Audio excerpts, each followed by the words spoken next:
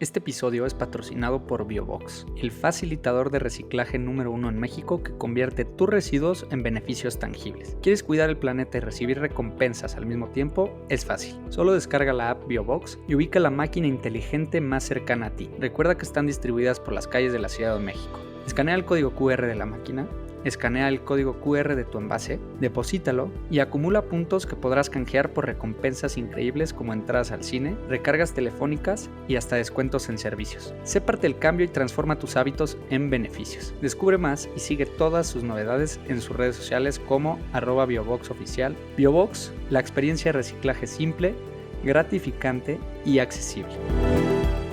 En este episodio tuvimos la oportunidad de entrevistar a Ana Cristina Dajic y a Bernardo Sáenz, directora y director adjunto del Centro de Investigación en Responsabilidad Social del IPADE Business School. Es una conversación que abarca desde el rigor con el que se debe medir la sostenibilidad para entender si existe un retorno social de la inversión, el diferente tipo de líder que se requiere formar para enfrentar los retos de sostenibilidad en el mundo de los negocios, el increíble rol y el potencial que tienen las empresas familiares mexicanas para abordar estos temas de sostenibilidad desde la oportunidad y la innovación compartida, hasta distintos proyectos que el IPADE está llevando a cabo hoy para poder ayudar a que el empresariado mexicano pase de la teoría a la práctica de una forma mucho más sencilla, útil y sin inventar la rueda. Quédense con nosotros para escuchar más.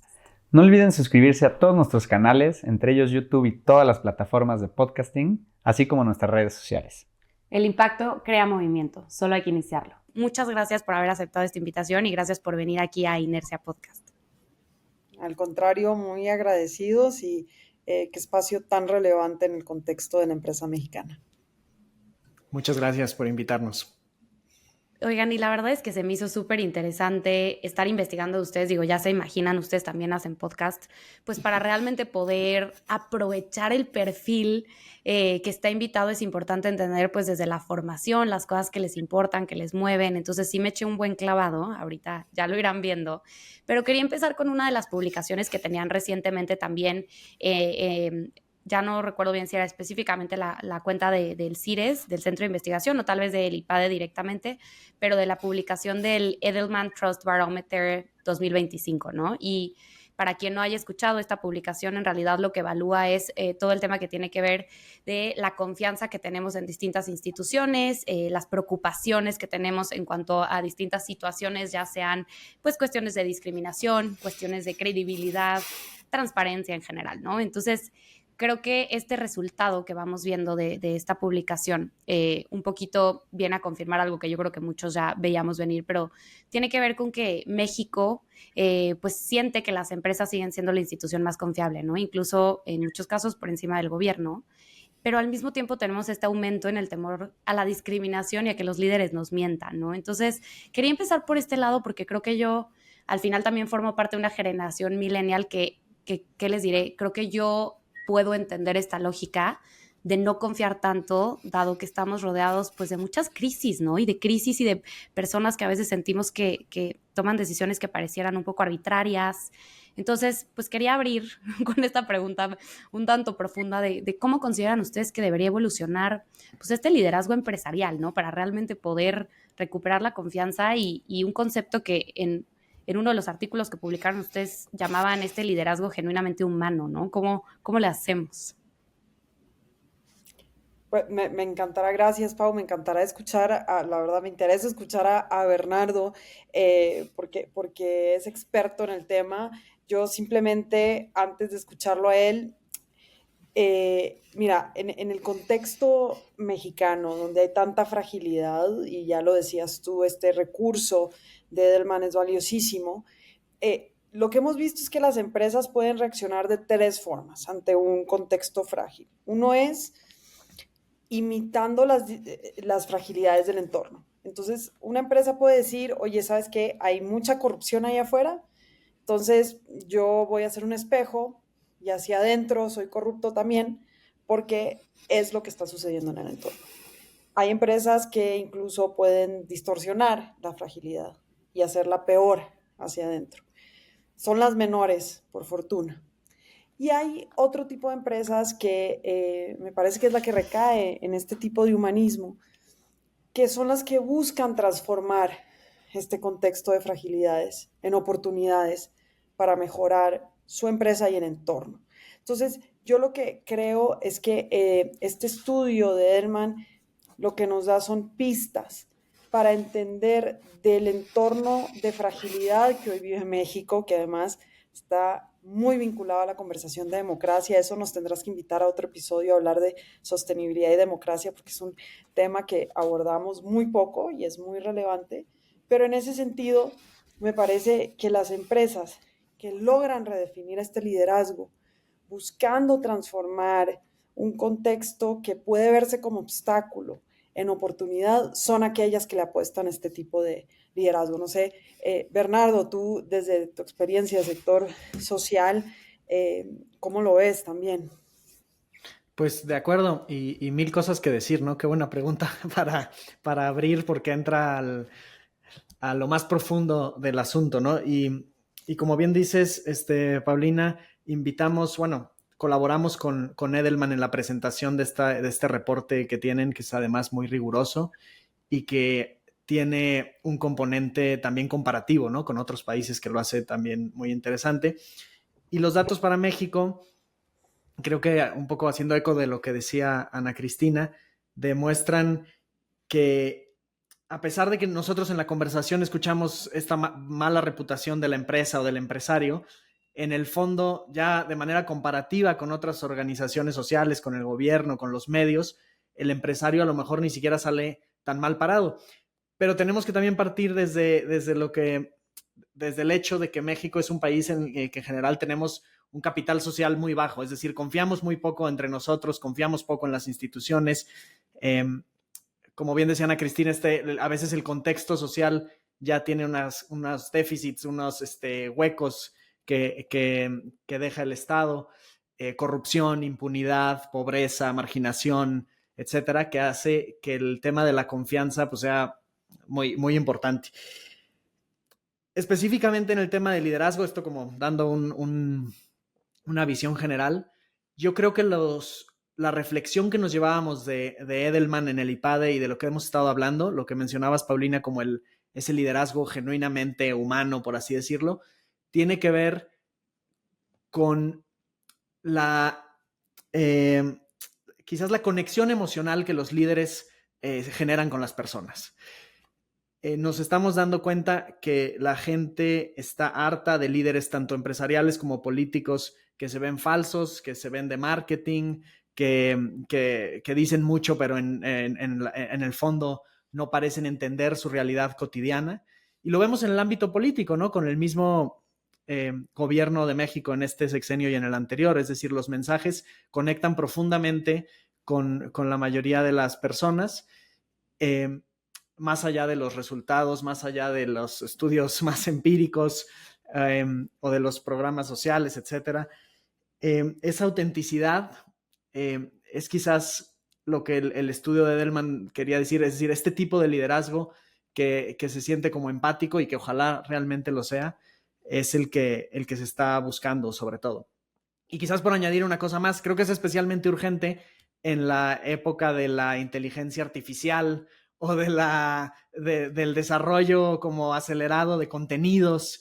No sé, o sea, por decir algo anecdótico, ¿no? Hace poco veía un grupo de Reddit que se llamaba My Boyfriend is an AI. Y esta gente decía tener una relación sentimental con una inteligencia artificial. Lo interesante leyendo los comentarios de estas personas en Reddit, no era que dijeran, no, es que la inteligencia artificial tiene personalidad o pensamiento propio. Es que decían, por fin me siento visto, por fin alguien me pela, por fin conectaban emocionalmente con alguien, ¿no? Quizá sin salirme mucho del tema, pero me hizo reflexionar sobre esto, sobre el liderazgo genuinamente humano, empático, en una era en la que las personas también están a veces muy solas, en la que la misma inteligencia artificial trata de replicar este tipo de relación con las personas. Pero bueno, ya ves, tantos temas que salen de una sola pregunta. No sé si tengas algo más que mencionar, Ana Cris. Me dejas pensativa y espero nunca caer en ese grupo, espero.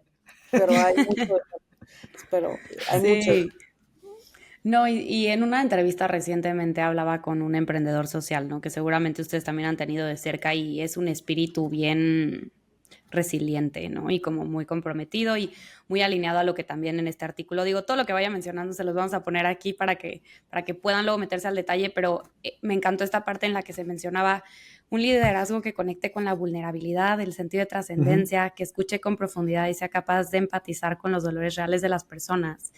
Porque sobre todo creo que, por un lado, yo no tengo la ciencia detrás de esto, pero yo digo, siento que la evolución en términos del nivel de conciencia que vamos teniendo nuevas generaciones, como que, pues no sé si es el centro de gravedad, porque ahora vivimos más años, entonces llegas a ciertos niveles de conciencia antes o algo pasa, pero creo que lo que me decía este emprendedor es, si tú quieres ser, dejar, ser un buen ancestro, digamos, tienes que enfocarte en estar presente. Y creo que de ahí viene mucho esto que decía, ¿no? Este tema que decía Bernardo de ser vistos, porque yo la verdad he tenido muy buenos jefes y jefes con áreas de oportunidad y creo que en donde más me doy cuenta es qué tanto me sentía yo escuchada, ¿no? Y Ujú. qué tanto no, ¿no? Pero no, me encanta lo que traen a la mesa y la verdad es que igual ahí quiero aprovechar para nada más mencionar que en el podcast que tiene también el IPADE, bueno, específicamente el Impact Lab, el IPADE Impact Lab, vayan a buscar el primer episodio a mí me voló la cabeza porque también habla mucho del rol de las empresas, ¿no? Y entonces ahorita Ana Cris que decía un poco,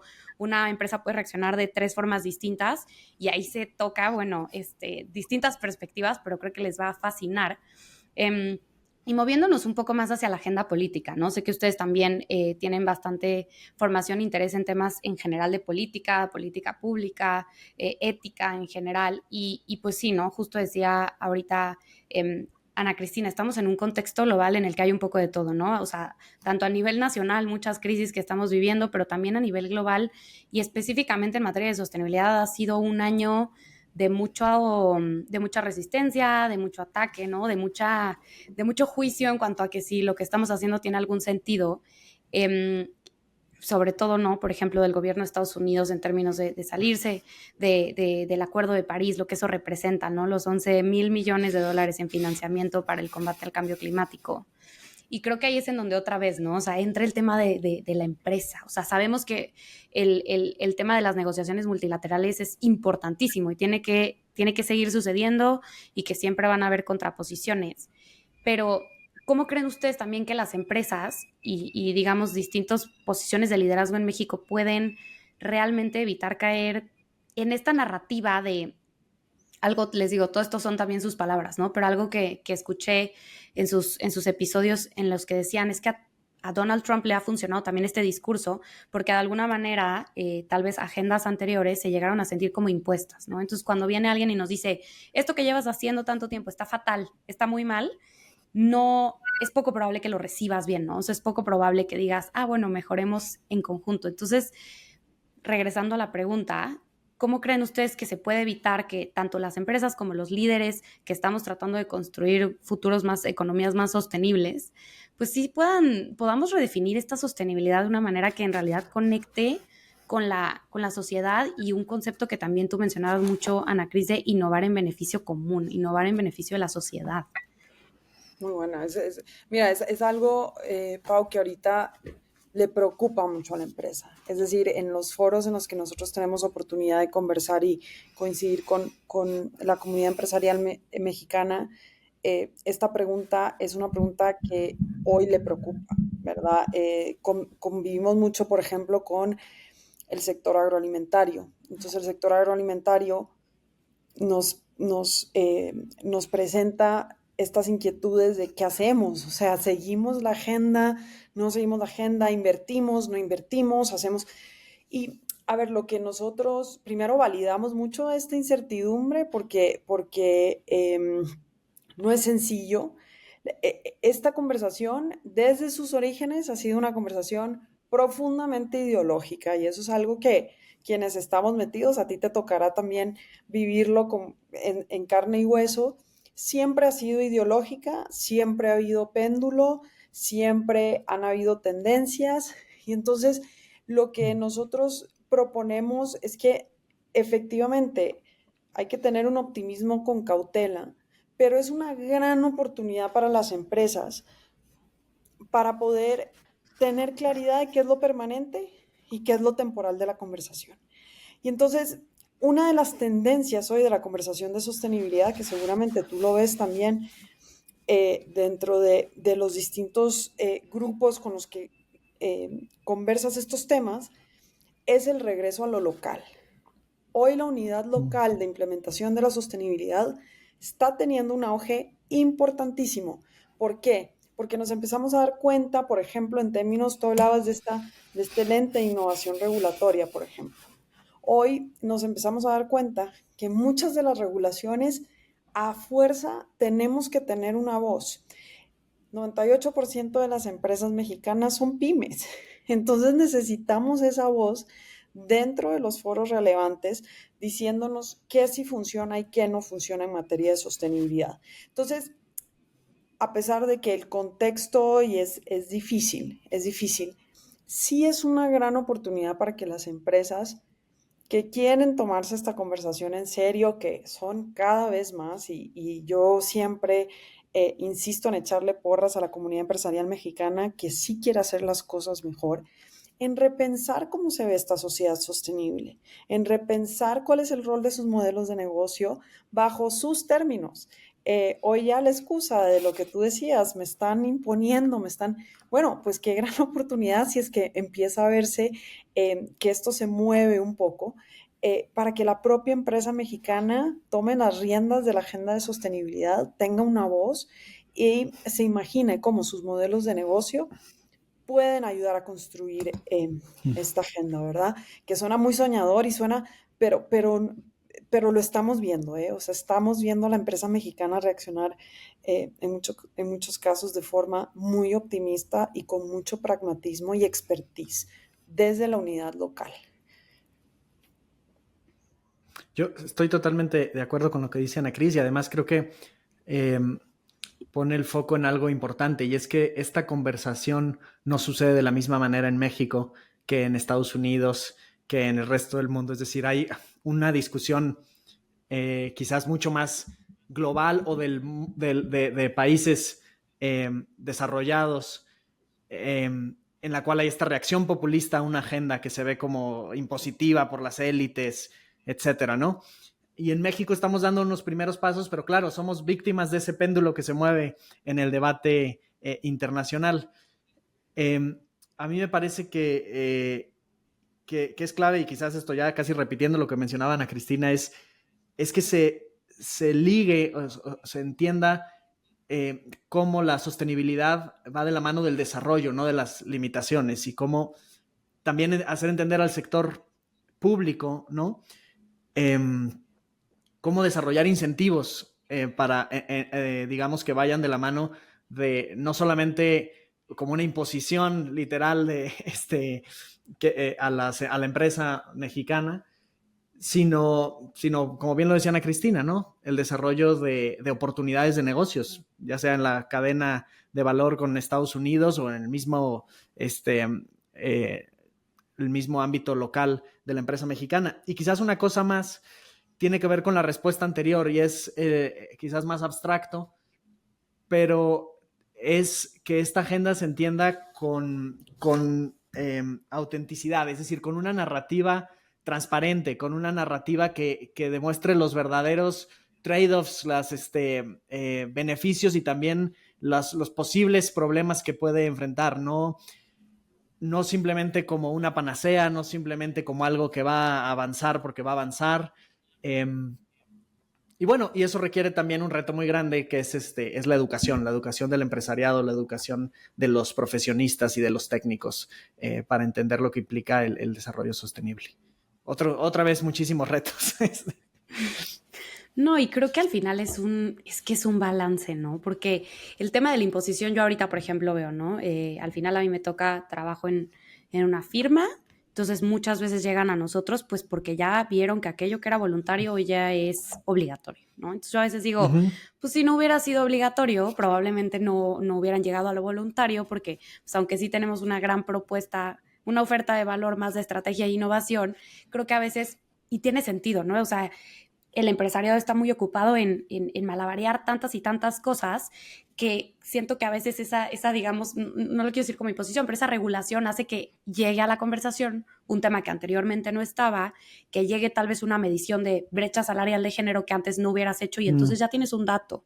Y es un dato que yo espero incomoda un poco, ¿no? Es como, ay, esto yo no lo sabía, ahora que ya lo sé, ya lo que decidas hacer con ese dato ya a lo mejor va alineado a tu estilo de liderazgo, a lo mejor va alineado a tu modelo de negocio, pero ya tienes el dato. Entonces, como que creo que definitivamente es un balance, pero sí, de hecho, Inercia nace un poco con esta idea de, si quiere aprender cualquier persona empresaria de sostenibilidad, habían en 1000 podcasts en inglés o realizados por algún país de la Unión Europea, en donde todo hacía sentido y como que todo estaba muy bien realizado más en términos de política pública. Y yo decía, es que eso no aplica aquí. O sea, si lo traemos para acá, como que no aplica hoy acá. Entonces nació un poco con esa idea. Y quiero escuchar también ustedes cómo sienten que en el IPADE se está empezando a tropicalizar esto, ¿no? O sea, al final siendo ustedes la organización, la institución educativa con el renombre que tienen, ¿cómo llegan a fundar este centro de investigación en responsabilidad social? Y si nos pueden platicar también un poquito cómo se liga eso al Impact Lab y pues un poquito cuál es el fin, ¿no? De la creación del centro de investigación y del Impact Lab. Primero, aprovecho también para aplaudir lo que es Inercia, ¿verdad? Porque justamente genera complicidad positiva con lo que estamos tratando de generar desde el Centro de Investigación en Responsabilidad Social, que es esta noción y momentum de que somos varios los que queremos aportar a una conversación que puede ayudarnos a transformar realidades. Tomo el micrófono porque soy más vieja, esa es la verdad, y me tocó estar en... Porque es la fundadora más bien. Fíjate qué grata la historia de cómo surge el Centro de Investigación en Responsabilidad Social. Cuando el DIN actual que tenemos en el IPADE, para quienes no nos ubican bien, el IPADE es una escuela de negocios que tiene un fundamento desde el humanismo que busca transformar las empresas y la sociedad, ¿verdad? A través de nuestro anclaje en fundamentos pues, de bien común y de buscar la prosperidad de las sociedades desde un lente muy particular, ¿verdad? Cuando el nuevo DIN asume la dirección del IPADE, él lo cuenta con mucha honestidad y transparencia, dice que un grupo de empresarios egresados nuestros le dice, oye, padrísimo, qué bueno que vas a ser el nuevo director general del IPADE, ¿qué más va a hacer el IPADE por el país? ¿Qué más va a hacer el IPADE por la pobreza? ¿Qué más va a hacer? Entonces, a ver, qué padre reto, ¿no? O sea, que primero un gran indicador de que se siembra una semilla muy legítima en nuestra comunidad empresarial y qué gran reto. Entonces, a raíz de esta exigencia que nos hace la comunidad empresarial a nosotros como escuela de negocios, una de las respuestas fue darle continuidad a la agenda de responsabilidad social que ya tenía el IPADE a través de un centro de investigación. El Centro de Investigación en Responsabilidad Social hoy lo que busca es de la mano de actores como tú, como otros actores relevantes del ecosistema de la conversación, generar propuestas que funcionen, ¿verdad? Generar propuestas que funcionen. Hoy no existen recetas mágicas dentro de la conversación de responsabilidad social y sostenibilidad. Sin embargo, ya tenemos ciertas pistas de que sí funciona y que no funciona y sobre todo tenemos una disposición de los actores, como lo estamos viendo a través de este espacio, de compartirlo. Entonces, dentro del CIRES, uno de nuestros proyectos a los que más cariño le hemos metido y que vemos que puede tener frutos más relevantes es el IPADE Impact Lab, que es una plataforma que busca darle visibilidad a lo que sí se hace. Porque lo que hemos notado es que hay una percepción de que la comunidad empresarial es indiferente lo cual nosotros ponemos las manos al fuego y decimos, eso no es cierto. Primero, ser empresario en México es heroico, es heroico, tienes un contexto regulatorio muy desafiante, tienes un contexto social muy desafiante, tienes una fragilidad que pues, no ahondaremos eso, ojalá podamos seguir conversando, pero es heroico ser empresario en este país. Y aún y a pesar de esos retos, percibimos que hay una gran mayoría de empresarios que quiere hacer las cosas bien, que quiere pagar su nómina y que quiere, es decir, no soy romántica y no los pongo en un pedestal, hay mucho que mejorar. Sin embargo, hay que darle voz a esa mayoría silenciosa que quiere buscar cómo hacer las cosas mejor. Entonces, el Impact Lab es esta plataforma que le da visibilidad a lo que sí se hace, y desde un lente en el que queremos democratizar a quien le damos la voz. ¿Okay? Algunas veces escuchamos esta frase de que la conversación de sostenibilidad es de las grandotas, de las que tienen infraestructura, de las que tienen... Y nuestra sorpresa es que no, hay empresas, hay pymes, hay cooperativas, hay modelos desde el sector social que hoy buscan transformar lo que es el contexto mexicano. Pero bueno, me emociona tanto que no quiero acaparar micrófono y la verdad es que Bernardo ha sido un visor de qué ha ocurrido con el Impact Lab, que nos hemos llevado varias sorpresas, entonces quisiera cederle a él la palabra a ver qué me falta decir. No, ya todo dicho y muy bien dicho. Pues eso, hemos tenido la suerte de que un montón de empresas, tanto de egresados del IPADE como de todos lados de México, hayan registrado sus proyectos, que además es un gran acto de generosidad. La verdad es que les pedimos un formato, pues en cierto sentido mínimo, tratamos de molestar lo menos posible, que esto no sea una tarea más de llenado de formularios complejos, pero ha sido muy grato, ¿no? Ya estamos analizando, estamos preparando un reporte de los primeros más de 170 proyectos registrados en el Impact Lab y estamos tratando de sacar conclusiones precisamente en estas semanas sobre qué tipo, desde cómo se reportan esos proyectos, qué tipo de impacto generan, en qué áreas, bajo qué objetivos de desarrollo sostenible del Pacto Mundial, es decir, todos los datos que nos hayan querido compartir y que les hayamos preguntado. Y un montón de casos, pues muy, como decía Ana Cristina, muy esperanzadores, de todo tipo de empresas, que es lo interesante, ¿no? Desde emprendimientos, pequeñas empresas, las más grandes de México también, muchas están representadas. Y esperemos que esto pues vaya también como bola de nieve, creciendo y creciendo, y que en 15 años podamos tener un estudio además histórico del desarrollo de esta muestra, al menos, de la sostenibilidad en México. No, y creo que es definitivamente un gran esfuerzo que ayuda a ir más rápido de la teoría a la práctica, ¿no? Y también irse inspirando, pero ir viendo el cómo, o sea, porque a veces creo que a mí me ha pasado, ¿no? Pero nos enfocamos mucho en el por qué, en el para qué, y como que el empresariado a veces es más pragmático, ¿no? Y creo que con debida razón, o sea, sí es como, sí, qué bonito, ¿cómo? ¿Por dónde le hago? Y creo que este decálogo es eso, ¿no? O sea, es esa información. Un gran punto. Nos gustaría que la gente que quiera hacer algo se meta ahí y agarre 1000 ideas, ¿no? Y que se copien, que compartan aprendizajes. Muchas veces decimos, aún más generosos los que comparten fracasos, ¿no? Errores, dónde les fue mal, dónde les fue bien. Que incluso para nosotros, pues es muy rico, como saben, el método del caso es el método principal de enseñanza en el IPADE. Entonces también aquí tenemos un montón de casos que explotar. Queremos que la comunidad académica del IPADE y más allá se meta también para estudiarlos y el empresariado consiga pues nuevas ideas de colaboración y de innovación. Claro. ¿Tienen algún ejemplo que nos quieran compartir? Digo, aquí se vale todo, decir Cientos. Nombres de empresas, si lo están haciendo bien, qué mejor que aquí escuche todo el mundo. Pues mira, si quieres yo muy brevemente, así a bote pronto, se me ocurre, solo porque fue de los primeros en entrar, una empresa que está en Guadalajara, CompuSoluciones, y el ejemplo me gusta porque nosotros dividimos el Impact Lab en 3 tipos de proyectos. De hecho, es interesante que la unidad de medida no es la empresa, sino el proyecto. Entonces, hay proyectos sociales o de sostenibilidad, de responsabilidad social, que suelen tener una fecha de inicio y una fecha de fin. Tenemos buenas prácticas de institucionalización o de gobernanza, y además tenemos modelos de negocio sostenibles, ¿no? Como que se puede dividir en esas tres.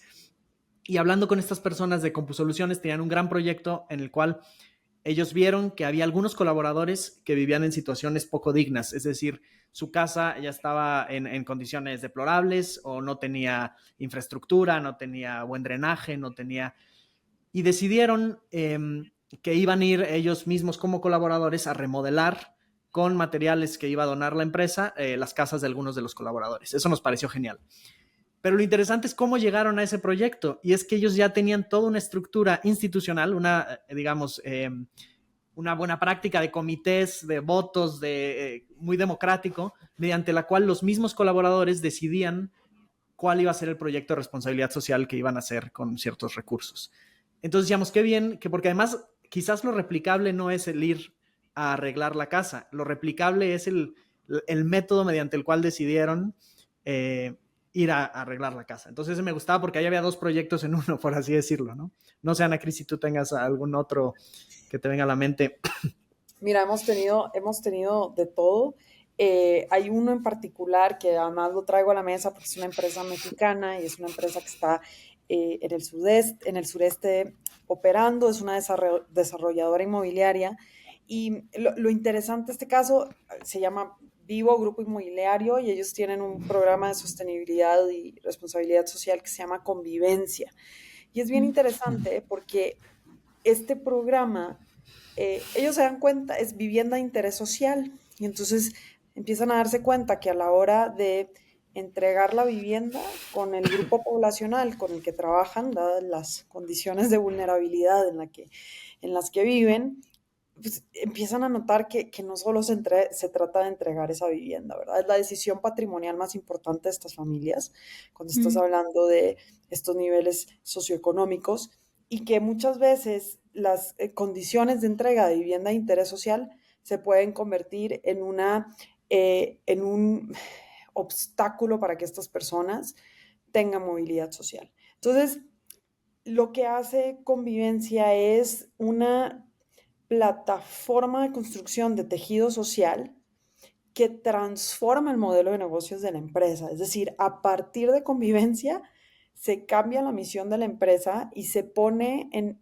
un lugar estratégico de la conversación, qué es lo que se está creando en términos de tejido social. Y por ser pragmática en el tipo de estrategias que busca este programa, va desde temas de tener trabajadores sociales, sociólogos y antropólogos trabajando con la comunidad para llegar a acuerdos en común de cómo se van a usar los recursos de forma sostenible, de cuáles van a ser las reglas en esas comunidades, de cuáles van a ser los acuerdos para crear entornos más seguros para los niños. Entonces tú ves cómo se ven los mapas de AGEPS de delincuencia y las colonias que tienen convivencia comparadas a las que no.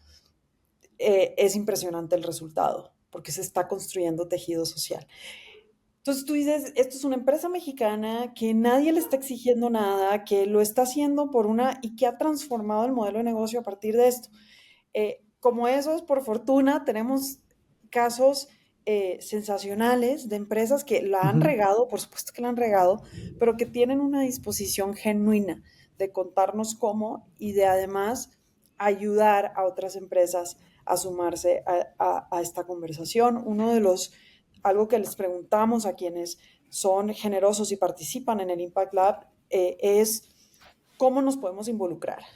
Puede ser desde contrátame como proveedor, únete a mi consejo, solamente sé vocero y comunica lo que estoy haciendo, dóname, contrátame. Entonces también la idea es generar, catalizar procesos colaborativos entre quienes ya tienen inquietudes similares. Es decir, si tenemos empresas preocupadas por el tema de agua, que es uno de los temas más recurrentes que hoy tenemos en el Impact Lab, hombre, ¿por qué no juntamos a esta comunidad empresarial y que haya efervescencia de procesos colectivos que unan capacidades y que unan recursos y que sean soluciones pues mucho más a largo plazo. No estamos descubriendo el hilo negro, por fortuna ya hay mucho que está sucediendo. Sin embargo, pues como escuela de negocios creemos que parte de nuestra responsabilidad es también darle este lente académico y poner sobre la mesa recursos que ayuden a sistematizar este conocimiento, ¿verdad? Así que, pues, por favor, ayúdennos a crear más movimiento y a dar. Siempre decimos que somos buenísimos para cacarear. Hay empresas que no les gusta decir lo que hacen bien, entonces si no lo dicen ustedes, lo decimos nosotros y lo compartimos luego en inercia. Exacto. Sí. Y no quería dejar de mencionar, perdón, Pau, el ejemplo de Chévez Ruiz Samarripa, ¿no? Porque lo usamos mucho como, es decir, es que esto es para empresas, sí, pues una embotelladora que tiene un impacto hidrológico, pues obviamente, no, estamos hablando de un despacho de abogados en temas fiscales, corrígeme si me equivoco, que desarrolló una agenda de sostenibilidad muy ambiciosa, muy completa, muy bien hecha. Entonces, demuestra que esto no es solamente para algunas, ¿no? Claro, no, gracias por traerlo a la mesa y la verdad es que lo conecto con que yo tuve la oportunidad de cargar tanto los diferentes proyectos que traemos en la firma al Impact Lab y la verdad es que sí es súper amigable. O sea, yo creo que si nos escuchan personas que trabajan en áreas de sostenibilidad y han hecho informes de sostenibilidad, la verdad es que esto es una delicia porque en realidad te pregunta lo que se tiene que contar. Tanto lo bueno, lo malo, las herramientas, los aprendizajes. Entonces, ahora sí que comercial completo, pero porque es importante que sigamos hablando, que se entienda que esto no se ha frenado, que las empresas siguen avanzando con sus iniciativas y que justo lo que decías, Bernardo, es de todo y para todos, ¿no? Porque al final todos tenemos un rol que jugar en esta sociedad. Entonces, a mí, todas las cosas que hemos empezado a hacer en Cheves me generan un sentimiento de lealtad y de orgullo muy, muy grande que sé que comparten muchos colaboradores y qué empresa no quiere tener eso de sus colaboradores, ¿no? O sea, ya nada más con eso como que yo digo, y entonces, bueno, les vamos a dejar aquí la liga al Impact Lab para que también lo puedan realizar. Yo les juro que no me habré tardado más de unos 20, 25 minutos porque obviamente sí le metí detalle por ganas de que se entienda bien el proyecto, pero la verdad es que vale toda la pena. Y felicidades por la iniciativa, obviamente. Quería pasar a otro punto que me gusta mucho también. O sea, ahorita que decías, Ana Cristina, el tema obviamente de meterle este rigor un poco más académico, ¿no? Y algo que a mí me gustó mucho es que ustedes mencionan mucho esta idea de que pues hay que la responsabilidad social no va de únicamente contar historias inspiradoras de impacto social, ¿no? Sino también tiene que ver esta lógica de, pues, como llevamos muchos otros temas en el negocio, ¿no? El tema de la medición con cierto rigor, con cierta responsabilidad. Y quería ver si nos pueden contar un poco de a lo mejor, pues, metodologías o herramientas que ustedes hayan empezado a ver que otras empresas están utilizando para llegar a este fin, ¿no? Porque a veces siento que pues este tema de la medición y la comunicación de este impacto real puede llegar a ser un poco ambiguo, ¿no? Como que cada quien entiende más o menos lo que entendió, pero no sé, ¿no? Ustedes hablaban un poco pues de la teoría de cambio, del retorno social de inversión, lo que nos quieran contar que nos ayude a aterrizar, ¿no? ¿Cómo se vería esta medición con rigor? Mira, ese es un gran tema, Pau, y es un tema que no está resuelto. La conversación de impacto sigue siendo un hot topic para quienes estamos metidos en esto. Hace poco fui a un foro de sostenibilidad en el que una de las organizaciones en México que más expertise tiene en esto decía, el problema que tenemos es data, porque no hay sistemas hoy que tengan data homologada, no es solo México, es un problema global, por eso vemos a muchas empresas pues, que se empiezan a replantear sus metas de compromisos de emisiones, porque es un tema de data. Entonces, efectivamente no es algo que esté resuelto. Nosotros lo que, pues, hay tinacos de empresas, ¿verdad? Hay empresas, lo voy a decir perdón que diga la frase en inglés, que quieren medir el low hanging fruit, ¿verdad? Que es la fruta sencilla de recoger del árbol, es decir, aquello que puede medir de forma fácil y ponerlo en un reporte. A ver, está bien, o sea, es importante. Sin embargo, eso no es indicativo de un impacto. Entonces, hoy yo lo que converso con las empresas es que si bien existen ya metodologías validadas, sobre todo para la parte ambiental, también hay un campo fértil de innovación para las empresas.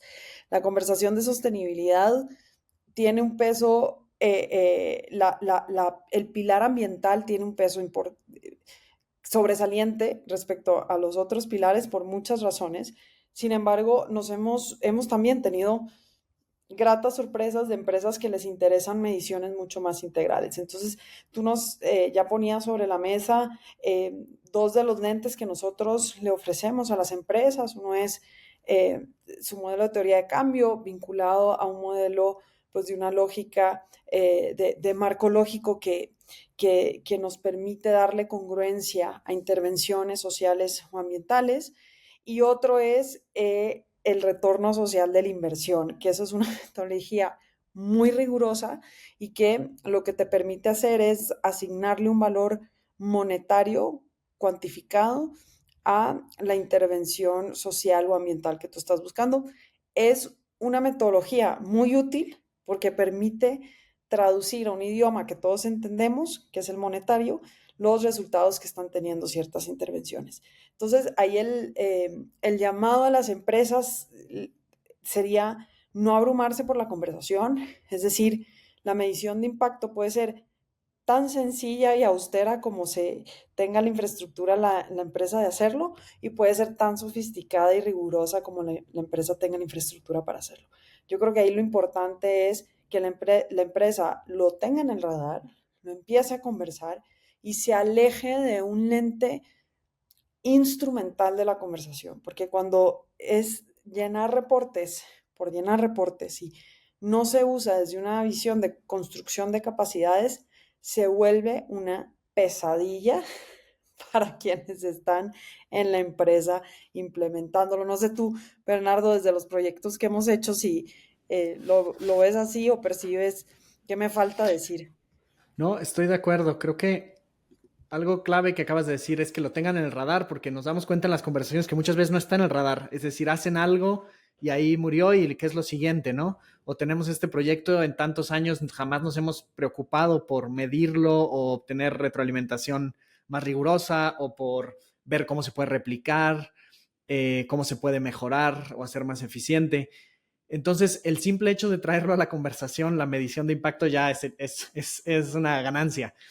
Y por otro lado, también un poco repitiendo lo que mencionabas, Ana Cris, esta idea de que se vaya más allá de la lógica instrumental o reputacional para realmente entender de qué manera por ejemplo, se pueden asignar mejor los recursos, ¿no? Parece que esa lógica aplica al 100% a la empresa, pero no a los proyectos sociales. Oye, ya estamos haciendo algo muy bueno, venga, con eso es suficiente. Oye, a lo mejor con esos mismos recursos, esas mismas capacidades, esas mismas, cambiando 3 cosas, tienes un impacto social muy superior.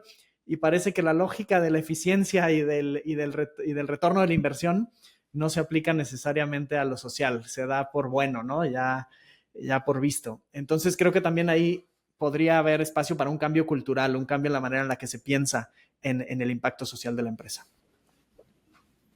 Claro, y es que al final es, o sea, digamos, esta rigurosidad, este nivel, y como decía Ana Cris, o sea, puede ser tan austero o tan sofisticado como a lo mejor se llevan todos los otros procesos en el negocio o algunos de los procesos, pero también te da muchísima información de si estás ahorrando, estás tirando dinero. O sea, a mí me ha pasado, ¿no? En algún momento, sobre todo con los compromisos de descarbonización y demás, era como, sembramos 1000 arbolitos, ¿no? Y la tasa de sobrevivencia fue... Y ya era como, ¿cómo? Y yo, sí. O sea, es que Claro. lo sembraron, estamos un año después, vamos a volver a sembrar, nada más quisiera saber como cuál fue la tasa. Era como, no, pues, y yo, pues es que si no, justo ahí sí, como que tendríamos que empezar, ¿no? Y parece, la verdad, obviamente tomo un dato bien, bien tonto de algo que a lo mejor se puede llevar a otras magnitudes, pero justo es ese follow-up, ¿no? Es esa preguntita de seguimiento de eso que hice el año pasado, ¿qué esperaba yo que sucediera? No, pues no sé, a lo mejor medir si dentro de los colaboradores que se fueron a la reforestación conocieron a gente de otras áreas que no conocían, porque tal vez para mí ese indicador es importante por el tema de trabajo entre áreas de práctica, no sé, ¿no? O sea, entonces creo que llevarlo a ese lugar te da muy buenos insights y existen pues ya diferentes metodologías, pero también como dicen ustedes, creo que cada empresa es un universo y el no permitir que eso delimite, que no desarrollen sus propias metodologías, pues sí sería un error, ¿no? Porque al final, pues a cada quien también le van sirviendo diferentes cosas, ¿no? Ya sea en términos de indicadores sociales, indicadores ambientales, o sea, que hoy les agrega valor a ustedes que está conectado con su estrategia de sostenibilidad.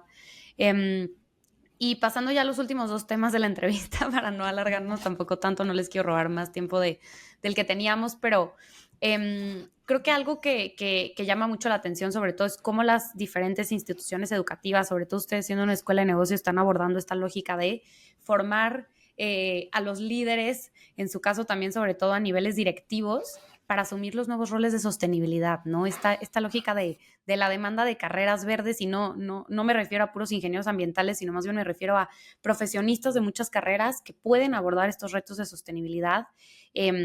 ¿Cómo lo ven ustedes? ¿Qué significa para ustedes este perfil, digamos, directivo verde, directivo en sostenibilidad? ¿Cómo lo ven? Es un gran tema y trataré de ser, de dar mi visión de una forma muy ágil y breve. Yo creo que ahí es donde esta conversación de lo permanente y lo temporal va a ser muy importante. Ojalá y hoy quienes formamos a la comunidad empresarial en distintos niveles de estudio entendamos la transversalidad de la conversación, porque necesitamos que el CFO entienda de esto, necesitamos que dirección de personal entienda esto, que el área de control entienda esto, que el área de marketing entienda esto. Entonces, algo que hemos visto suceder en el IPADE es la canibalización de nosotros. Lo digo como algo bueno, que los que estamos en la conversación de sostenibilidad y responsabilidad social nos hagamos un poco a un lado y le demos protagonismo a las áreas estratégicas también de la empresa para asumir el liderazgo de la conversación en sus manos. Obviamente eso requiere que nosotros estemos muy cercanos a estas áreas académicas. Entonces, yo creo que como todo lo que está, el mercado laboral hoy es muy dinámico, hay, es cierto, una inquietud de las nuevas generaciones por meterse de forma más activa a estos temas.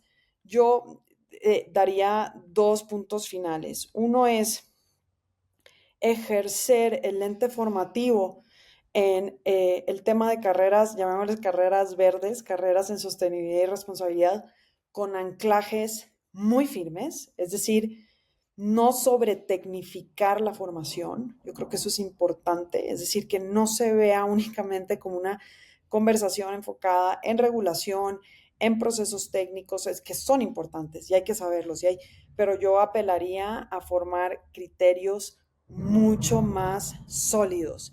Eso por un lado. Y 2, que sea una formación muy transversal desde las distintas áreas que involucran a la empresa. No sé si tú lo ves, tú lo percibes así, Bernardo, en los distintos grupos que vemos en el IPADE. Sí, totalmente de acuerdo, ¿no? No es tanto la formación de esos técnicos que querría alguien que le resuelvan el problema y ya no enfocarnos, sino para que esto realmente permee en la cultura organizacional, en la estrategia, en la empresa, se requiere que la formación de aquellos que van a conformar la empresa tenga esto de manera transversal. Y la verdad es que sí es una tendencia general que se ve en las universidades y en la academia, ¿no? Yo, investigando un poco de estos temas, veía, no sé, materias troncales relacionadas con la sostenibilidad en toda una universidad o en toda una facultad de ingeniería o de administración. Y incluso se ve en facultades de derecho, ¿no? Facultades de filosofía. El tema ya de la sostenibilidad o de los problemas éticos, jurídicos, que puede traer el desarrollo, bueno, no sé, por ejemplo, el cambio climático o los problemas de justicia social, ya desde un enfoque que incluya a la empresa, pues está por ahí, ¿no? Se ve cada vez más seguido en los sílabus, se ve más seguido en la formación de los estudiantes. Y como lo decías desde un inicio, Paulina, hablando de los temas generacionales, vemos también generaciones cada vez más interesadas en incluirse en esta conversación. En ese sentido, lo veo como parece ser un desarrollo positivo, pero también lo mencionabas desde un inicio, estos son temas que traen, que suelen ser ideológicos, pendulares, va y ven, y hay que ver, como bien decía Ana Cristina, qué es lo permanente y qué es lo efímero, qué es lo que se va a quedar como una moda. Pero bueno, totalmente de acuerdo en cuanto a la transversalidad de estos temas en el mundo empresarial y académico.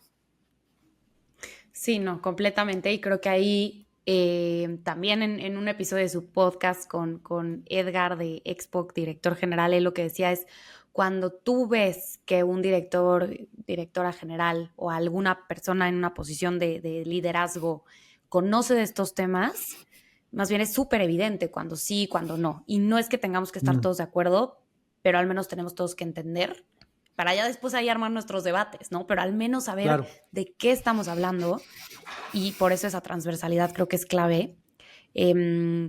Quisiera cerrar con una última pregunta que la verdad a mí se me hizo súper interesante, igual en el desayuno en el que estuve por ahí en el IPADE, cuando presentaron también todo el tema de la alianza del Impact Lab también con la American Chamber of Commerce, en el que se hablaba de un tema que creo que para México es crucial, que es pues la sostenibilidad en las empresas familiares, ¿no? Justo Ana Cris decía, el 98% de las empresas son pymes, de ese 98%, desde luego hay de todos los tamaños, pero sabemos que también aquí hay muchas empresas mexicanas familiares muy grandes que también mueven la aguja y a lo mejor medianas también, bastante relevantes en términos de la generación y la derrama económica, no son públicas, ¿no? Entonces a lo mejor justo no hay un ente aquí, la Comisión Nacional Bancaria y Valores, diciéndoles tú deberás tal y cual, pero ¿cómo sienten ustedes que va esta adopción de la sostenibilidad en empresas familiares?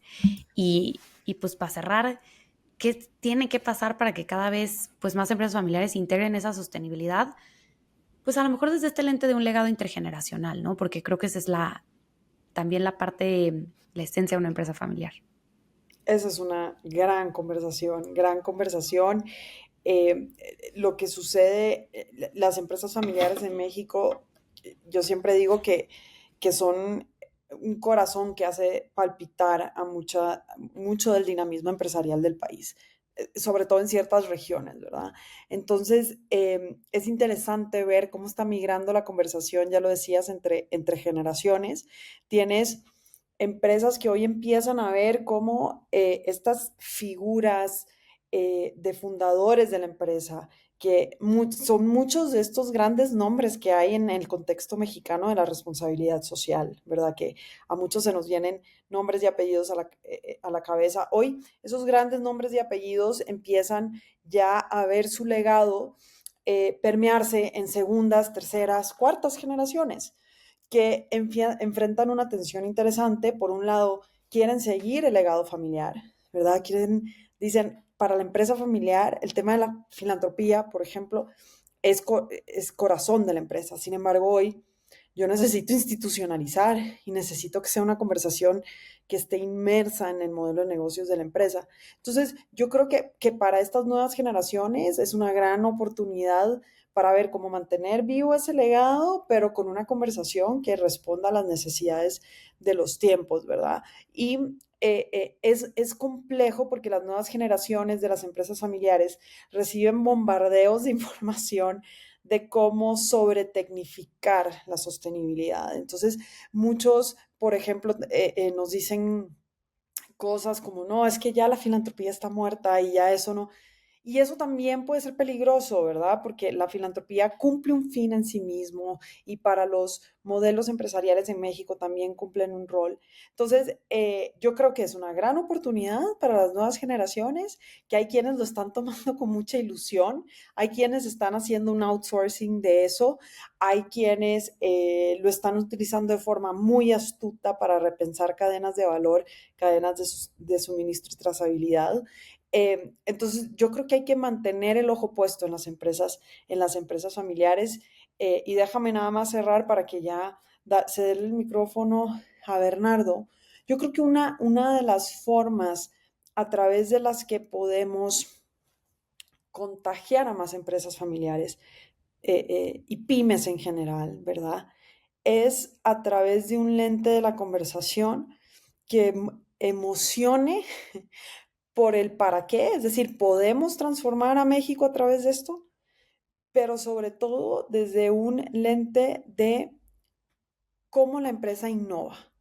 Porque cuando una empresa se toma esto en serio y empieza a ver nuevos mercados y empieza a reimaginarse su cadena, son empresas que adquieren ventajas competitivas. No mañana, no pasado, pero si lo hacen con mucha astucia, con paciencia y con las tablas correctas, sí son empresas que logran sacarle un beneficio a esta conversación, el famosísimo Business Case for Sustainability, ¿verdad? El famosísimo, esta es una conversación que se tiene que reflejar en la rentabilidad de la empresa. Sí, por supuesto que sí, pero con los anclajes correctos. Entonces yo creo que la empresa familiar en México, por su historia, por los espacios que llena, nos puede enseñar mucho en ese sentido. No, estoy de acuerdo, ya lo dijo muy bien Ana Cristina. La empresa familiar tiene sus características muy, muy específicas, sus retos de institucionalización, de cambio generacional. Y simplemente por lo mismo, creo que por estas características puede ser, no solo se deben ver quizás como una desventaja frente a otro tipo de empresas, sino todo lo contrario, como una fortaleza, es decir, pueden ser un campo de innovación muy interesante, se puede ver esa permanencia ideológica de la familia, se puede ver un montón de cosas que a lo mejor en la literatura, por así decirlo, de la responsabilidad social no ha entrado tan a detalle de qué implica, y en el caso de México, que tenemos además tantas empresas familiares y tan importantes, y aquí en el IPADE específicamente tenemos el gusto de recibir a muchos de estos líderes empresariales, pues son un área en la que está por explorar en muchos sentidos, ¿no? En el tema de sostenibilidad. Yo lo que veo, no sé si estás de acuerdo, Ana Cristina, ya muy brevemente, es que sí existe en ese cambio generacional un deseo por entrar en estos temas, por tratar de institucionalizar estas prácticas, por profesionalizar al talento interno en temas de responsabilidad social, y eso ya es un gran avance. Y bueno, pues nada más, creo que podríamos tener todo un podcast al respecto del tema específico de la empresa familiar y sus problemas y la cantidad de casos interesantes que nos ha tocado tratar. No, pues de verdad que no me queda más que agradecerles muchísimo su tiempo. Creo que el tener a dos representantes del IPADE acá es para mí un gran honor. Espero que todo el mundo que lo escuche se lleve sobre todo esta lógica, ¿no? De pasar de la teoría a la práctica, de verle el valor intrínseco de la trascendencia, de los liderazgos humanos, el gran valor que existe y el corazón enorme de las empresas familiares mexicanas y el potencial que hay acá. Entonces, pues nada, muchísimas gracias. Aquí les vamos a dejar las ligas a absolutamente todo lo que fuimos comentando. Y pues gracias por estar en un episodio más de Inercia Podcast. Al contrario, que ojalá tuviéramos más espacios como estos donde podamos nutrirnos juntos, generar esta complicidad positiva. Y gracias, Pau, y somos ya seguidores y fans de Inercia. Gracias. Muchísimas gracias por la invitación.